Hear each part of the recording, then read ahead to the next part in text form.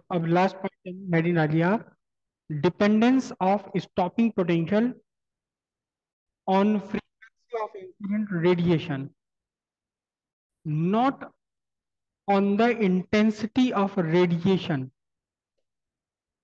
अभी से समझ, देखो, इलेक्ट्रॉन आपके एमिट हुए, इलेक्ट्रॉन एमिट हुए, कहां से एमिट हुए इलेक्ट्रॉन? एमिटर से। और इन इलेक्ट्रॉन्स को कलेक्टर तक सामने पहुंचना है। इलेक्ट्रॉन्स एमिट हो रहे हैं डिफरेंट काइनेटिक एनर्जी से। कुछ की काइनेटिक एनर्जी इतनी है कि कलेक्टर के अट्रैक्शन के बिना भी वो यहां पहुंच गए। ठीक है, तो डायग्राम बनाऊं अलग से।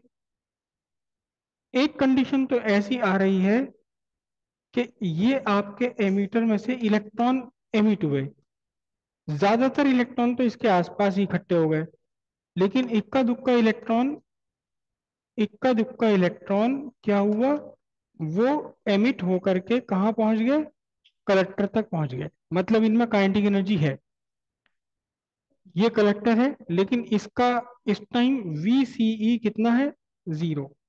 Voltage of connector with respect to emitter, voltage of collector with respect to emitter zero है। तो कौन से इलेक्ट्रॉन पहुंच पाए? जो इलेक्ट्रॉन में एनर्जी है सफिशिएंटली लार्ज कि इस इलेक्ट्रॉन क्लाउड को पार करते हुए कलेक्टर तक जा सके। अब आपने कलेक्टर का पोटेंशियल निगेटिव कर दिया। कलेक्टर का पोटेंशियल आपने निगेटिव कर दिया। ये कलेक्टर, ये आपका एमीटर।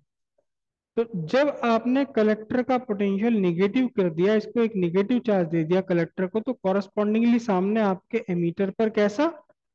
Positive charge. ओके। अब क्या हुआ? एक इलेक्ट्रिक फील्ड स्टैब्लिश हो गया, कहां से कहां तक? एमीटर से कलेक्टर के बीच में। करेक्ट। और इस इलेक्ट्रिक फील्ड में ये फंसा हुआ है क्लाउड।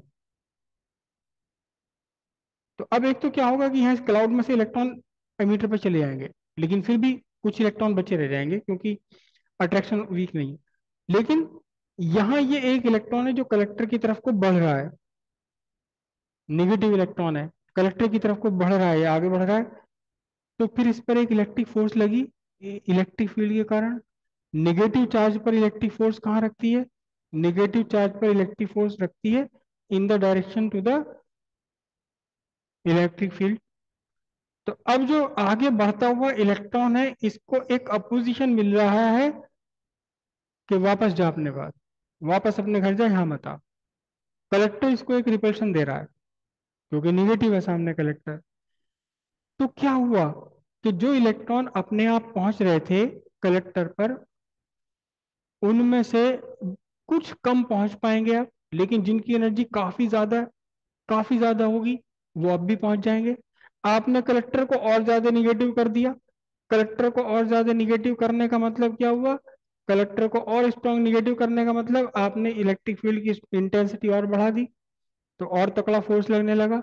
एक टाइम ऐसा है कि कलेक्टर का निगेटिव वोल्टेज इतना बढ़ गया कि जो फास्टेस्ट इलेक्ट्रॉन है वो भी कलेक्टर पर पहुंचने से रुक गया। इस निगेटिव वोल्टेज ऑफ कलेक्टर को ही हम क्या कहेंगे? वोल्टेज कलेक्टर का एमीटर के रेस्पेक्ट में कैसा है? निगेटिव है। इस निगेटिव वोल्टेज को ही क्या कहेंगे आप? Stopping potential. जिसने फास्टेस्ट इलेक्ट्रॉन को, मैक्सिमम काइनेटिक वाले एनर्जी वाले इलेक्ट्रॉन को भी पहुंचने से रोक दिया। अब इलेक्ट्रॉन की काइनेटिक एनर्जी कितनी है? इलेक्ट्रॉन की काइनेटिक एनर्जी है आपकी H⁻W⁻, या हम इसे लिख सकते हैं H⁻H⁻. ठीक है, काइनेटिक एनर्जी है। अब जब आपने यहां, हम ये मानकर चल रहे हैं कि जो फास्टेस्ट इलेक्ट्रॉन है वो एमीटर से निकला और बस कलेक्टर पर पहुंचने से पहले रुक गया। तो इस कंडीशन में, for the electron having maximum kinetic energy that just stop that just stop before, कहां? Collector plate. इसके लिए kinetic energy of electron equals work done by electric field, है ना, पहली लेसन की बात है ये। काइनेटिक एनर्जी ऑफ इलेक्ट्रॉन कितनी है, H nu minus H nu not.